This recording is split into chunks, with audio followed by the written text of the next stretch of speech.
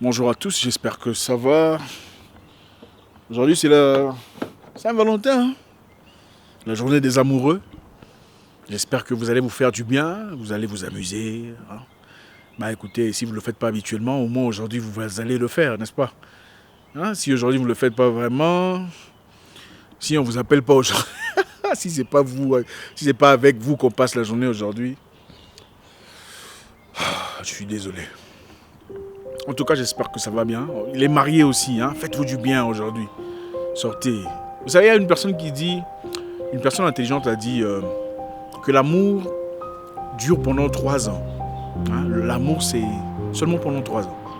Après les 3 ans, ça devient autre chose. Ça devient plus de l'amitié, de l'habitude, je sais pas, de la fraternité, une forme de fraternité, enfin bref. Ce n'est pas totalement faux, vous savez. C'est-à-dire qu'il faut toujours attiser, toujours allumer, toujours arroser ce qu'on a. Donc aujourd'hui, faites-vous du bien quand même. Hein. Si vous ne le faites pas, c'est vrai que la Saint-Valentin n'est qu'une fête commerciale. Mais aujourd'hui quand même, pour une fois, si vous êtes marié, allez manger, allez prendre un truc. Hein, allez passer une nuit à l'hôtel, pourquoi pas. Hôtel, boutique, hôtel. Faites-vous du bien, jacuzzi. En tout cas, l'amour s'entretient. Si vous ne voulez pas que ça devienne une amitié ou de l'habitude, sortez souvent. Même s'il n'y a pas l'argent, mettez de l'argent de côté. Une bonne fois par mois, ça va déjà. Allez quelque part intéressant, génial. Comme des jeunes amoureux, bien habillés, bien parfumés, bien dans vos bottes. Faites-vous du bien. Bras dans les bras, faites-vous des petits cadeaux. Vous savez, moi, s'il était une femme, vous faites des petits cadeaux, lui, vous en faites des gros. J'ai une fois entendu une personne dire qu'il faut déclencher sa destinée. Hein, provoquer l'avenir. Influencer ce qu'on veut voir venant de l'autre. C'est vrai, c'est totalement vrai. Vous voulez qu'on vous fasse des cadeaux? Peut-être qu'il est temps que vous commenciez à en faire. Faites des petits cadeaux, peut-être qu'on vous en fera des gros. Il faut apprendre aux gens à faire des choses. Vous voulez qu'on soit un peu plus câlin, plus romantique, plus présent. Il est peut-être temps de commencer. Dans la vie, il faut savoir investir. Même pour récolter, il faut d'abord planter. C'est difficile d'être méchant avec une personne qui a toujours été gentille. Hein, difficile de vraiment être radical avec cette personne. C'est vrai, il y a des cas, en tout cas, isolés, mais bon, généralement, c'est ça. Comme c'est vraiment difficile d'être méchant avec une femme qui a été bien pour vous. Une femme qui vous a aidé dans la vie. Une femme qui a participé à votre croissance. C'est difficile de dire, bon, ok, là, je présume que, bon, pour les hommes aussi, c'est la même chose. Mais bon, bien que les femmes, on sait, naturellement, sont un peu plus méchants que nous, les hommes. Elles oublient tout. Un salaud, un pervers narcissique. Enfin, bref, ça, c'est un sujet à prochainement. D'accord. On va rentrer dans notre sujet d'aujourd'hui. Un sujet très intéressant et votre participation est toujours la bienvenue. J'espère qu'à la fin, on en tirera chacun une bonne leçon. Avant de commencer, je vais vous raconter une histoire. Il y a très longtemps, plus jeune, beaucoup plus jeune, en Afrique australe, à l'époque, j'étais avec un ami, on sortait pour aller prendre un verre. Hein, c'était une belle soirée, on se disait, bon, génial, on va sortir faire un petit tour, se faire du bien, vous savez comment ça se passe, entre copains. Nous sommes alors sortis, nous sommes allés dans un bar du quartier, un bar très intéressant, mouvementé, on était là, en train de s'amuser, en train de passer du bon temps. Quelques temps plus tard, on a remarqué des jeunes dames, en tout cas des très jolies femmes, qui s'amusaient toutes seules. Okay, elles étaient là, elles prenaient du bon temps, prenaient de l'alcool, prenaient de la bière, dansaient. Après un moment, on a invité un de mes copains à venir danser. D'accord ? Il est rentré danser avec les filles. On m'a aussi invité à danser. J'ai dit, ok, pourquoi pas. J'étais tout seul, de toute façon. On voulait passer du bon temps, on voulait s'amuser. En tout cas, l'ambiance était bonne, la musique était géniale. Et moi, j'étais dans mon élément, hein, en train de danser et tout ça. Quand la fille a commencé à me dire des trucs un peu personnels, quoi. Des trucs du genre, tu danses bien. J'ai dit, ok, merci, c'est gentil, là, ça allait d'abord. Ouf, tu sens bon. Merci, c'est quel parfum? Bon, moi, je m'en souvenais même plus, hein. À l'époque, vous savez, il n'y a pas trop, il n'y a pas des finances et tout le bazar. On prenait un peu à l'époque, tu prends un parfum, même un parfum des Chinois, tu mélanges avec l'insecticide, et ça passait. Bon voilà, si vous traversez un moment compliqué et qu'il faut vous faire beau, vous avez besoin de sentir bon. Il ne faut pas nécessairement acheter des parfums chers. Acheter un petit parfum là chinois et mélanger à l'insecticide, ça va passer. Hein, ça c'est pour mes jeunes frères qui traversent un moment particulièrement difficile aujourd'hui. Voilà, donc on passait du bon temps, la fille a commencé à me parler. Tu sais, moi j'aime des gens comme toi, tu m'as l'air posé dans la tête, bien dans tes bottes. Alors qu'est-ce que tu fais dans la vie? J'ai commencé à mentir quoi, parce que voilà, il faut... Il fallait dire quelque chose. Il a dit, bah écoute, nous sommes des banquiers, nous sommes en train de chercher des entreprises pour...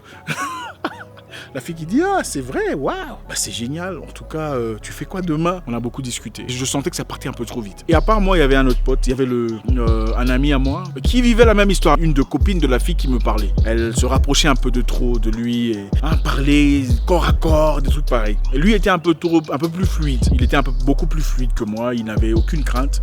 Voilà, il jouait le jeu, ouais ça va, alors tu vis où? Et on sentait que c'était l'une de ces soirées où à la fin, vous voyez un peu...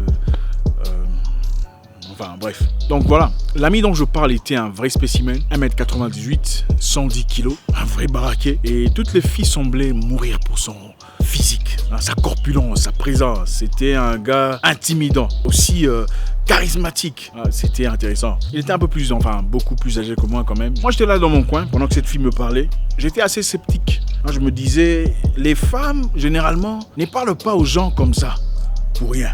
À moins qu'elles soient prostituées ou qu'il y ait quelque chose derrière leurs intentions. Alors en tout cas, je suis inquiet. Qu'est-ce qui se passe? Je parlais gentiment tout en restant très sceptique. Pendant ce temps, mon ami baraqué, charismatique, bogard, était passé à la vitesse supérieure. Ils étaient en train de zouker à un niveau illégal. Choquant. C'était un homme qui avait du caractère. Il avait un ego assez énorme, on doit l'avouer. C'était le genre de personne qui n'accepte pas n'importe quoi, venant de n'importe qui. Il s'est rassuré de toujours recadrer et de vous remettre à votre place. Alors, à la fin de la soirée, pendant qu'on se préparait, il me dit, Isaac, il faut s'apprêter, on part. Moi, je pars avec cette fille. Toi, tu pars avec l'autre? Moi, je dis non. Il dit, pourquoi? Moi, je dis, moi, je suis croyant. Et je ne fais pas ce genre d'histoire. Alors, choqué, j'ai remarqué des messieurs dans un coin là en train de nous observer. En tout cas, ils nous regardaient. Il y avait beaucoup d'hommes, c'est vrai. Mais ces gens-là nous regardaient d'une certaine façon. Alors, je suis parti dans le petit coin. Et soudain, quelques temps plus tard, j'ai vu des gens me suivre derrière. Et pendant que je me retournais pour rentrer, on m'a bousculé. Toi, tu te prends pour qui? Je sais pas si c'était... Bon, c'est vrai, j'avoue que j'avais quand même pris un peu... Je sais pas ce que c'est. J'ai dit, excusez-moi. Salaud, j'ai dit pardonnez-moi, je ne savais pas. Il dit la fille avec qui tu parles, tu la connais? Je dis non monsieur, je ne connais pas la fille. En effet, elle est venue me dire bonjour. Et je vais vous dire une chose. J'ai réalisé que cette fille-là, elle n'est pas de mon niveau. Elle n'est pas de ma ligue. Je suis vraiment désolé. Je sais que je n'ai aucune chance avec elle. Ça, ils ont été surpris de me voir dire ça. J'ai dit je suis vraiment désolé. En tout cas, excusez-moi, pardonnez-moi. Si vous avez pensé que je voulais partir avec elle, ce n'est pas... Regardez-moi un peu, regardez la fille. Nous ne sommes pas dans la même ligue. Je suis pas... Regardez, c'est la première fois de toute ma vie de faire un truc comme ça. Je ne sais pas si c'est l'alcool, je ne sais pas ce que c'était. Je dis, je suis vraiment désolé, excusez-moi.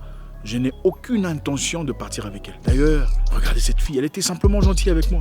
Et puis, voilà, elle n'est pas trop mon genre. Moi, je préfère les femmes courtes, grosses. Ça, c'est... Vous voyez un peu, elle est un peu trop fine, un peu trop... trop raffinée pour moi. Le gars dit, ah ok. Toi, ok. On m'a laissé partir. Je suis donc allé rapidement raconter à mon pote, le baraquet, ce qui s'est passé. Non mais imaginez un peu moi. On m'intimide dans un coin.